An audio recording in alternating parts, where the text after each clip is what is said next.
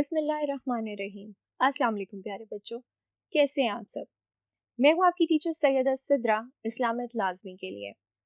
तो बच्चों, हमारा टॉपिक चल रहा है हकूकुल इबाद। हमने अपने पिछले लेक्चर में वालिदैन के हकूक पढ़े और औलाद के हकूक पढ़े। चलिए बोर्ड की तरफ चलते हैं और मज़ीद हकूक के बारे में जानते हैं। हाँ जी, तो बच्चों, अपने पिछले लेक्चर में हमने पढ़े वालिदैन के हुकूक और औलाद के हकूक। मुझे यकीन है कि आप तमाम बच्चों ने इन दोनों टॉपिक्स को रिवाइज किया होगा। हमारे आज के हकूक में पहला हकूक शामिल है असातिज़ा के हकूक। असातिज़ा के हकूक यानी आपके उस्ताद के हकूक। और इस्लाम में असातिज़ा के हकूक को भी उतनी ही अहमियत हासिल है जैसे औलाद के हकूक को हासिल है। चलिए इनके पॉइंट्स देखते हैं और मैं उनको एक्सप्लेन करती हूँ आपके लिए। उस्ताद को मुआशरे का सबसे ज्यादा मकाम हासिल। बच्चों, उस्ताद कौन होता है? उस्ताद वो होता है जो आपको तालीम के जेवर से आरास्ता करता है, जो आपको मुश्किल से मुश्किल अल्फाज को, मुश्किल से मुश्किल चैप्टर को समझाता है, जैसे कि आपकी टीचर समझा रही हैं। तो इसलिए उस्ताद को बहुत बड़ा मकाम हासिल है। उस्ताद को रूहानी माँ या रूहानी बाप का भी दर्जा दिया गया है, क्योंकि माँ बाप परवरिश करते हैं लेकिन भेजते वो स्कूल में हैं, और वहां पे आपको तालीम कौन देता है? आपके उस्ताद, आपकी टीचर, जो आपको इल्मो अदब सिखाते हैं, आपको सलीका सिखाते हैं, उठने का, बैठने का, बात करने का, तालीम के जेवर से आरास्ता करते हैं, आपको तालीम देते हैं। आपकी हर क्लास में कोई ना कोई तो आपकी फेवरेट टीचर होती होंगी या कोई ना कोई फेवरेट टीचर होते होंगे, क्योंकि वो आपका फेवरेट सब्जेक्ट आपको पढ़ाते होंगे, फेवरेट मजमून आपको पढ़ाते होंगे। तो अगर आपकी टीचर आपकी फेवरेट है तो उनके हकूक भी हैं कि आप उनका कहना मानें, उनका अदब करें, उनकी इज्जत करें, उनकी बात मानें, उनके सामने अदब और खामोशी से बैठें। मुआशरे का अच्छा शहरी। बच्चों, आपके उस्ताद आपको जब इल्मो अदब सिखाते हैं तो इस मुआशरे में रहने के लिए आपको अच्छा शहरी बनना पड़ता है। तो अच्छा शहरी तो आप तभी पढ़ेंगे जब आप इल्म हासिल करेंगे, अच्छी बातें सीखेंगे। तो वालिदैन अच्छी बातें तो सिखाते हैं, लेकिन पढ़ाई में जब आप क्लास में जाते हैं पढ़ने के लिए तो आपको तालीम कौन देता है? आपका उस्ताद। चलिए अगले बोर्ड की तरफ बढ़ते हैं और इसके बारे में मजीद जानते हैं।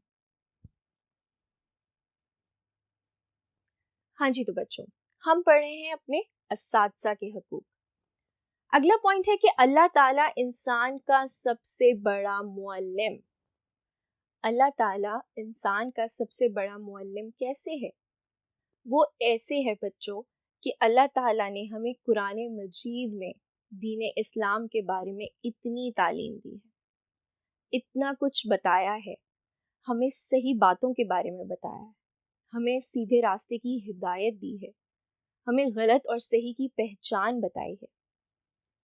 हदीस नबी सल्लल्लाहु अलैहि वसल्लम है कि जिससे इल्म सीखो उसकी इज्जत करो।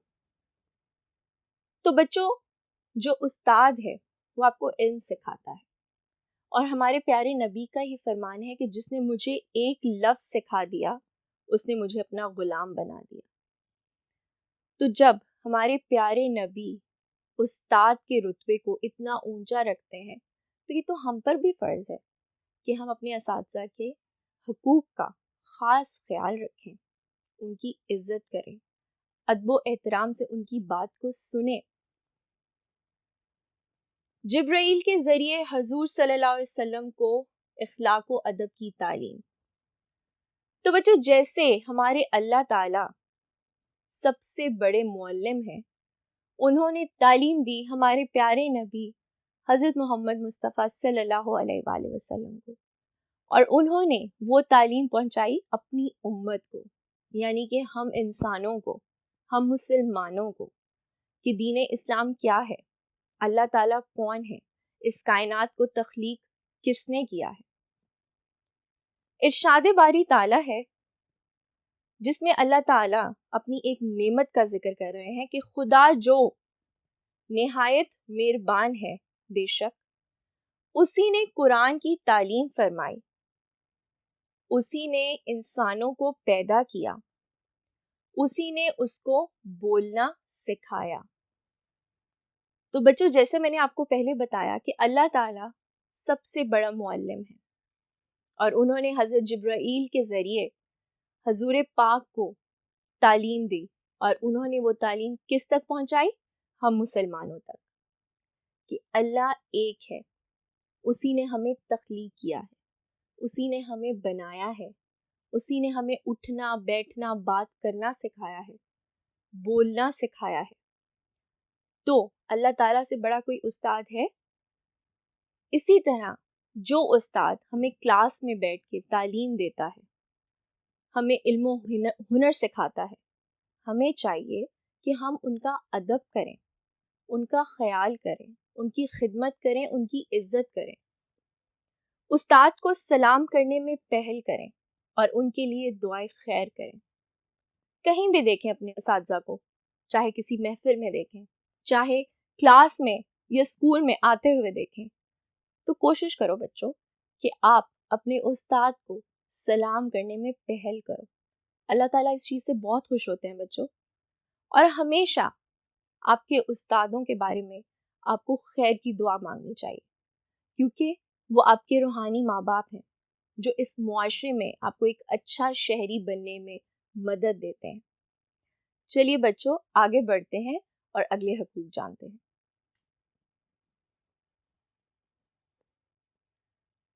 ہاں جی, تو بچوں اگلے حقوق ہیں جی ہمسایوں کے حقوق. ہمسایہ سے مراد کیا ہے؟ ہمسائے سے مراد ہے قریب رہنے والا, آپ کے گھر کے آس پاس رہنے والا. اور ہمسایہ تو وہ ہوتا ہے جو آپ کے سب سے زیادہ قریب ہوتا ہے, اس کو کون کہتے ہیں؟ ہمسایہ.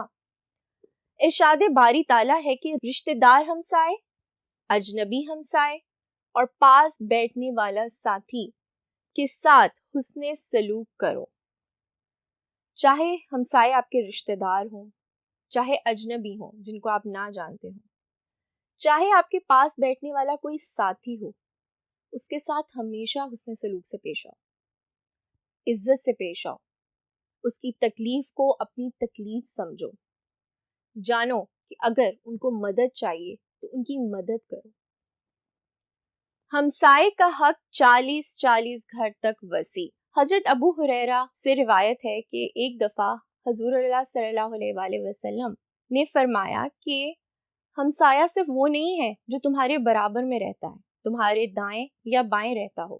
ہمسایہ وہ ہے جو تمہارے گھر سے 40 قدم کے فاصلے پر رہتا ہو, یعنی تمہارے آگے رہنے والا, تمہارے پیچھے رہنے والا, یا تمہارے گھر سے 40 گھر چھوڑ کے رہنے والا, وہ بھی تمہارا ہمسایہ ہی ہے, اور تم پر اس کے حقوق فرض ہیں.